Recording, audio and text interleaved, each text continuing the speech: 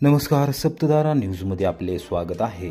आज गुरुवार दिनांक 5 सप्टेंबर 2024 न्यूज बुलेटिनमध्ये जाणून घेऊया आजच्या ठळक घडामोडी। राज्यसभेचे नवनिर्वाचित सदस्य नितीन काका लक्ष्मणराव पाटील यांनी माय मराठीत घेतली शपथ। उपराष्ट्रपतींसह केंद्रीय मंत्री व पदाधिकाऱ्यांची उपस्थिती। सातारा जिल्ह्यातील जनतेच्या हितासाठी मी नेहमीच कार्यरत राहणार आहे। सर्वसामान्य जनतेच्या सेवेसाठी, त्यांच्या विकासासाठी आणि देशाच्या प्रगतीसाठी मी पूर्ण क्षमतेने काम करत राहील, हे वचन देतो, अशी ग्वाही राज्यसभेचे नवनिर्वाचित सदस्य तथा सातारा जिल्हा मध्यवर्ती सहकारी बँकेचे चेअरमन नितीन काका लक्ष्मणराव पाटील यांनी दिली। देशाच्या संविधानाबद्दल निष्ठा आणि आदर व्यक्त करत नवी दिल्ली येथील नवीन संसद भवनामध्ये गुरुवारी सकाळी 11 वाजता सातारा जिल्हा मध्यवर्ती सहकारी बँकेचे चेअरमन नितीन काका लक्ष्मणराव पाटील यांनी राज्यसभा सदस्य म्हणून, खासदार म्हणून शपथ घेतली। उपराष्ट्रपती तथा राज्यसभेचे पदसिद्ध सभापती जयदीप धनखड, भाजपचे अध्यक्ष तथा केंद्रीय मंत्री जे.पी. नड्डा यांच्यासह मान्यवर पदाधिकारी मंत्री यावेळी उपस्थित होते। सर्वसामान्य जनतेच्या विश्वासाने मला ही मोठी जबाबदारी मिळाली आहे, असे खासदार पाटील यांनी शपथ घेतल्यानंतर स्पष्ट केले।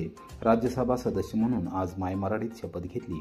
राज्यसभा खासदार पदाची शपथ घेताना आनंद होत आहे। आजवर केलेली जनसेवा, लोककार्याला स्मरून ही शपथ घेतली। ही वचनबद्धता सातारा जिल्ह्याच्या मातीशी प्रामाणिक असण्याची आहे, सर्वसामान्यांच्या अडीअडचणी सोडवण्याची आहे, निराधारांना आधार, दुबळ्यांना ताकद देण्याची आहे।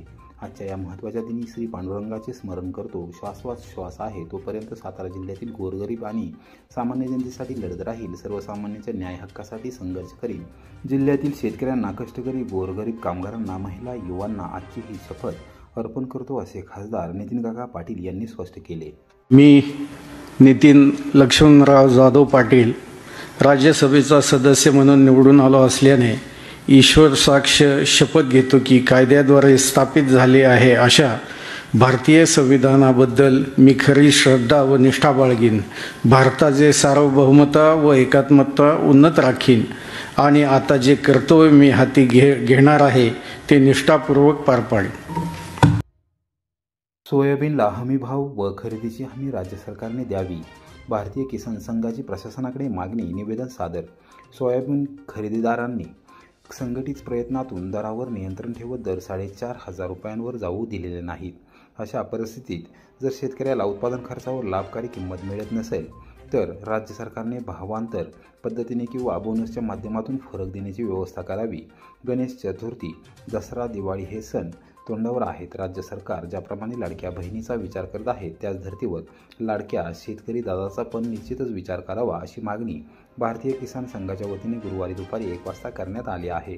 संघाचे प्रमुख पदाधिकारी सुरेश फाळके, श्रीरंग शिंदे, किशोर पिसाळ, राजेंद्र दिसले, प्रशांत शिंदे, जितेंद्र घोरपडे, सिद्धेश्वर रानभरे, राजेंद्र कदम व दिलीप कदम यांच्यासह शेतकऱ्यांनी कोरेगाव तहसीलदार कार्यालयात जाऊन निवासी नायब तहसीलदार तुषार गुंजवटे यांची भेट घेतली आणि त्यांना निवेदन सादर केले।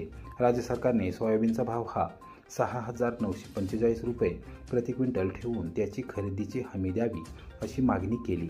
यावेळी वस्तुस्थिती निदर्शनास आणून देताना सुरेश फाळके व किशोर पिसाळ यांनी सांगितले की महाराष्ट्रात सोयाबीन हे क्रमांक 2चे मुख्य नगदी पीक आहे। राज्यात यावर्षी सुमारे 50 लाख हेक्टर क्षेत्र या पिकाखाली आहे।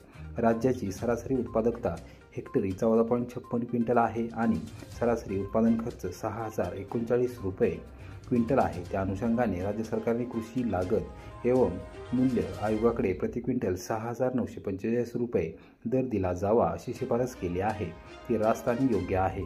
त्यामुळे आम्ही कोरेगाव तालुक्यातील शेतकरी राज्य सरकारकडे मागणी करत आहे की चालू हंगामात सोयाबीन पिकाला 6,945 रुपये प्रति क्विंटल दर द्यावा।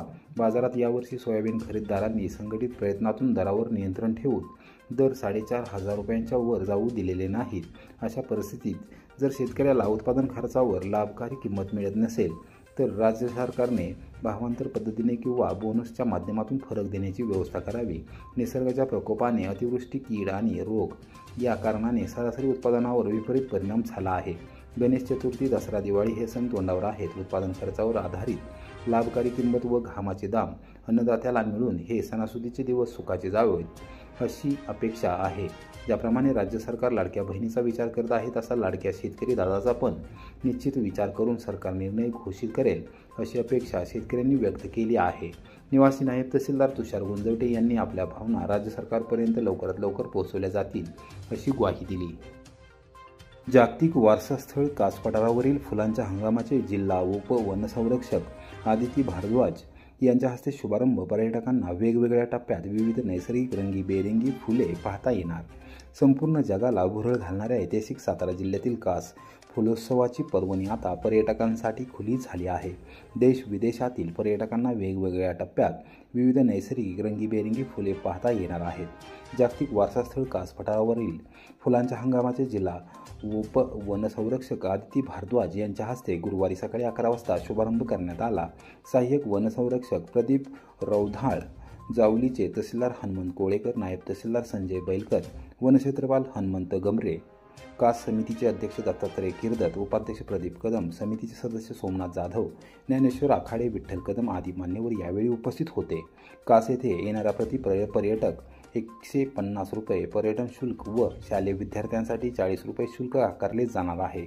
विद्यार्थ्यांसाठी सोमवार ते शुक्रवार असे दिवस ठरवण्यात आले असून विद्यार्थ्यांनी येताना सोबत महाविद्यालय प्राचार्यांचे पत्र आणणे आवश्यक आहे। 12 वर्षाखालील मुलांना मोफत प्रवेश आहे। ऑनलाईन बुकिंगसाठी संकेतस्थळावर पर्यटकांना नोंदणी करावी लागणार आहे असे यावेळी सांगण्यात आले। कास पठार कार्यकारी समितीकडून हंगाम सुरू करणे याबाबतचे सर्व नियोजन पूर्ण झाले असून यावर्षी हंगामासाठी साधारणतः 130 स्वयंसेवकांची नेमणूक करण्यात आली आहे। तसेच CCTV कॅमेरे बसवण्यात येणार आहेत। प्रशस्त पार्किंग व्यवस्था करण्यात आली आहे। पर्यटकांसाठी बसेसची व्यवस्था देखील करण्यात आलेली आहे। पठारावर फुले पाहण्यासाठी येणाऱ्या पर्यटकांना स्वच्छतागृह, पिण्यासाठी मिनरल वॉटर, विश्रांतीसाठी 6 नैसर्गिक झोपड्यांची व्यवस्था करण्यात आली आहे। त्यामुळे येणाऱ्या पर्यटकांना कोणत्याही प्रकारचा त्रास सहन करावा लागणार नाही।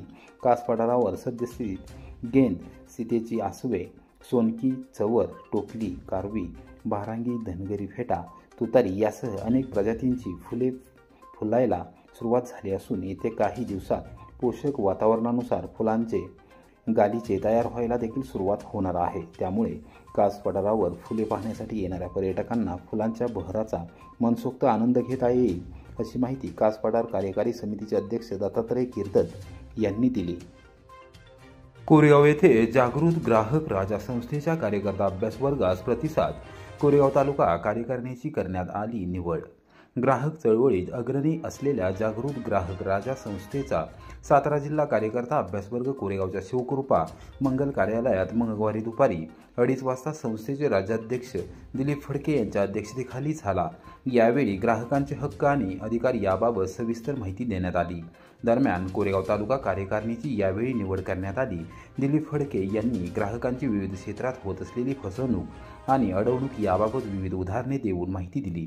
त्याचबरोबर ग्राहकाला स्वतःची लढाई लढावी लागेल आणि त्यासाठी जनजागृती केली पाहिजे अशी अपेक्षा व्यक्त केली। राज्य संघटक दिलीप पाटील यांनी संघटन या विषयावर तर महिला संघटक शैलाताई शिळीमकर यांनी महिला संघटन या विषयावर मार्गदर्शन केले। राज्य सचिव प्राध्यापक नागनाथ स्वामी यांनी संघटनेचा पत्रव्यवहाराबाबत विस्तृत माहिती दिली। निवृत्त तहसीलदार माधव गावडे यांनी महसूल खात्यातील विविध समस्या व जिल्हाध्यक्ष विद्याधर कुलकर्णी यांनी कार्यकर्ता या विषयावर मार्गदर्शन करताना विविध उदाहरणे दिली। अभ्यास वर्गात विविध ग्राहक समस्या व इतर सामाजिक विषयावर गटचर्चा झाली। शंकांचे निरसन करण्यात आले। तालुकाध्यक्ष रविराज खोचे यांनी प्रास्ताविक केले। जिल्हा संघटक प्राचार्य विक्रम शिंदे यांनी सूत्रसंचालन केले। फलटणचे तालुकाध्यक्ष प्राध्यापक सतीश जंगम यांनी आभार मानले। अभ्यास वर्गास प्रकाश शिंदे, चंद्रहार निकम, गजानन गिरी, निलेश बांडे, लक्ष्मण राजमाने, किरण जाधव, विनोद लोहार, विक्रम काळे, दत्ताजी देसाई, श्रीमंत शिंदे, किशोर बर्गे, राजेंद्र बर्गे, अंकुश चव्हाण, प्रल्हाद करपे यांच्यासह जिल्हाभरातून आलेले कार्यकर्ते यावेळी उपस्थित होते।